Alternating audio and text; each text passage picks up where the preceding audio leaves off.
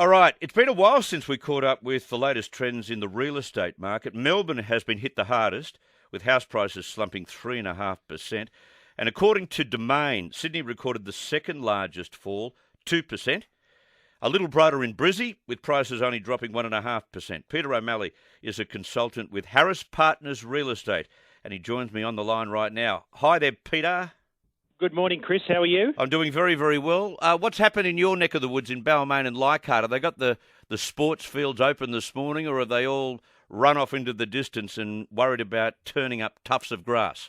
Well, my 9-year-old plays soccer and rugby on a Saturday. Soccer's off and rugby's on. Oh, well, that's half good news. Gee, they get so sensitive about rain falling, don't they, the local councils? They called it off yesterday when it was belting rain, and then we woke up to sunshine today, so go figure. It'll grow back. It always does. It'll grow back. Anyway, let's get on to real estate. You've identified a few trends. Let's run through them one by one. The rental market has crashed. Yeah. Now, it's important to note, Chris, that it's crashed in Sydney, not Brisbane. So I spoke to Brisbane real estate agents yesterday, and they said they haven't noticed any impact on their rental market. But in Sydney and Melbourne, rental prices, particularly in the inner city, is down around 20%. So landlords need to hang on to good tenants. Yeah, you must. Now, regional areas, where are we up to? Are city dwellers escaping? Look, with the ability to work from home, with the internet, employers wanting their employees to work from home, people doing reduced days in the office, many people have said, I can go and live in the regions just outside of Sydney or Melbourne, pay less for a house, have a better lifestyle, and when I need to be back in the city for work, I'd prefer to travel. And we're seeing that a distinct trend. We're hearing in lifestyle markets like Bowral, Kiama, the Central Coast, there's big queues at open houses as Sydney-siders look to get out. Are there? And I guess in times of a pandemic, you feel a lot safer too if you're in an area, a smaller area, as opposed to an area that's quite populated like Sydney. That's right. Well, obviously, Sydney and Melbourne have got very condensed living quarters where once you head to the regions, there's more space, and space is what most people are looking for at the moment. Are investors pulling the pin? Look, rents are down, as we've discussed, and prices have held relatively well during this pandemic. Now, if you're an investor and you're getting a lower rent, and even though prices haven't fallen yet, you're seeing a potential crunch on the horizon for house prices into 2021, now's a good time to get out. And I must say, the majority of listings that we've got at the moment are investors looking to escape the market. It's a distinct trend in the last 3 months.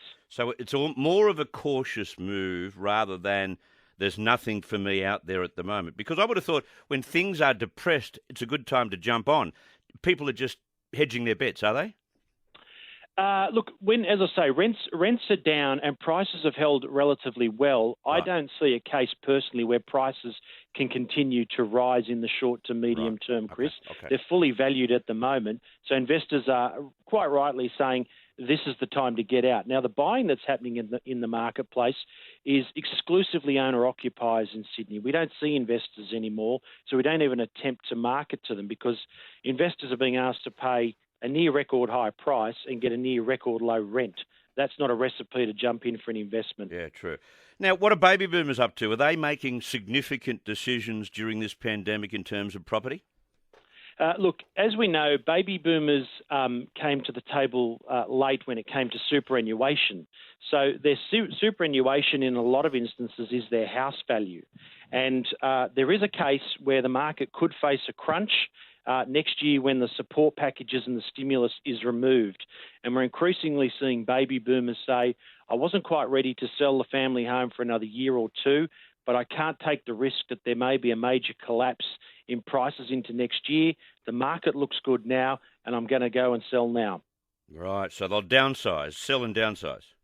That's right. All right, okay.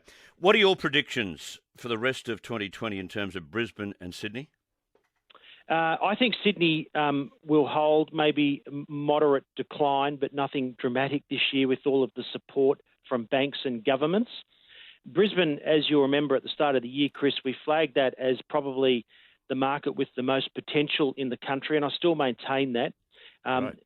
Brisbane is significantly cheaper than Canberra, Melbourne and Sydney at the moment, and agents in Brisbane report to me this week that they're having their best months at the moment in terms of transactions for 5 or 6 years. Good. So when you see transactions increase and buyer inquiry increase, even though prices may not have moved in Brisbane yet, if that continues, you will see upward pressure on prices. And they're also telling me that Sydney siders are buying properties in Brisbane sight unseen on a FaceTime call. Oh, well, firstly, they can't get there anyway. But even if they could, and I guess you could come up with an exemption somehow on those circumstances, even if they could, they're doing it through a Zoom market. Look, the stuff that's online now in terms of the virtual tours you can take when you get on the internet on these properties are quite sophisticated, aren't they? You see absolutely everything. That's right. The knowledge that's available on the internet, Street View, historical data, you can order a pest and building report. You can get a lot of information. I personally would still prefer to inspect the subject property. But nevertheless, buyers feel confident enough about in Brisbane to buy sight unseen at the moment in some cases. Okay, all right. Good luck with the rugby today. Thank you so much for all that great information, Peter. My pleasure. Thank you, Chris. Good on you. Peter O'Malley, consultant with Harris Partners Real Estate. They're in Darling Street in Balmain in Sydney. You can go to their website, harrispartners.com.au. We'll